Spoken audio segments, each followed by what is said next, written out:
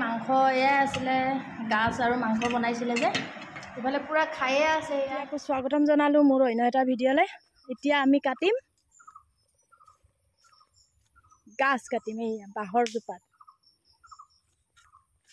ইমান মহ ওলাইছে।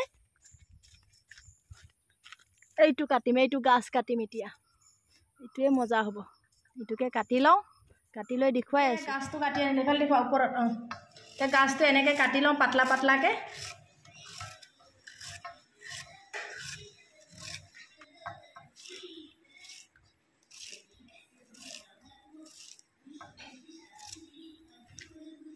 এনেকৈ কৰি কাটি ল'লোঁ এতিয়া সৰু সৰুকৈ।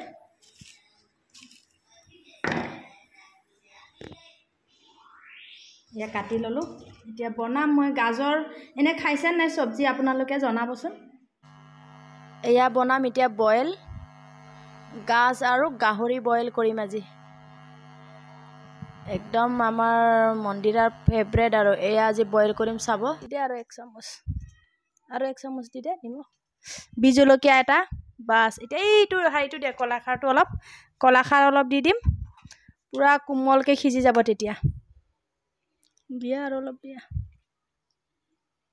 বাছ। এতিয়া এইটো মাংসটো দি দিয়া। এতিয়া মাংস দি পেলাই এইটো বনাম। দি দে চব দি দে, অলপ হাৰ্ডি চাৰ্ডি তেনেকুৱাটো দি তেতিয়া বেছি ধুনীয়া হ'ব। বাছ হৈ যাব। এতিয়া মাংস দি পেলাই এইটো পূৰা বইল কৰি ল'ম। তাৰপিছতে এইটো কিন্তু হেৰি নহ'ব দেই, পানী অলপ দি দিয়া। বাছ। এইটো আজি বনাই দিম স্পেচিয়েলি এই কাৰণে। এই খাব আজি। আৰু আহিব বাৰু ভাত খোৱা মানুহ। বেছিকৈ ময়ে আৰু আজি গাহৰি আনি দিছোঁ তাইক।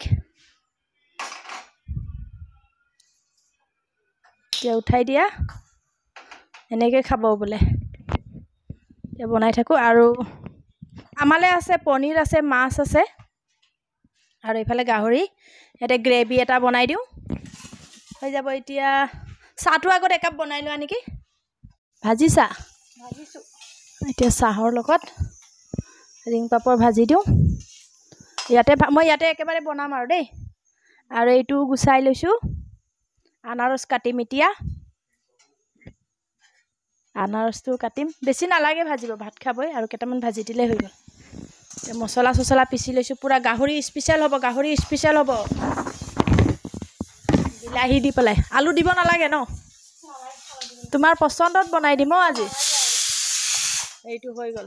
এইটো চিটি কেইটামান মাৰি দিম, হৈ গ'ল এতিয়া। হা, ইয়াতে পাঁচফোৰণ কেইটামান দি দিয়া।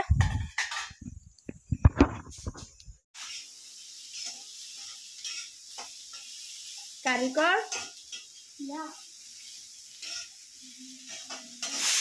নিজে বনাই আছে।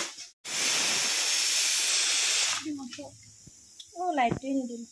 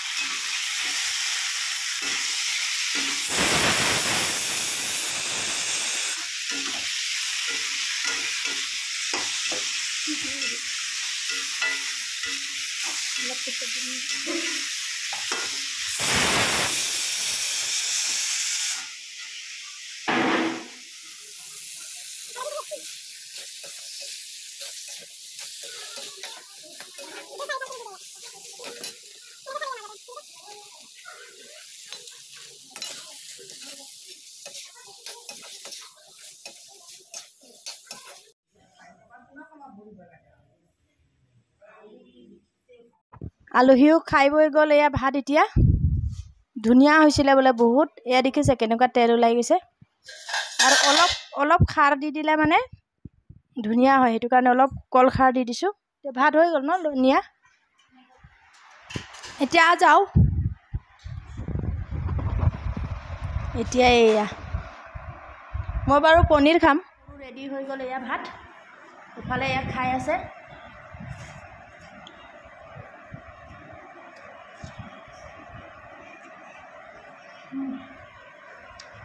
আৰু এইটো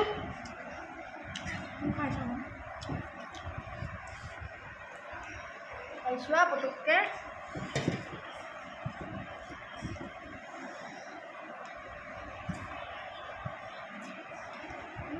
চাওঁ মাংসটো কেনেকুৱা হৈছে সিজিছে নাই ভালকৈ হা চাওঁ মাংসৰ পিচ খাই দেখুৱা এতিয়া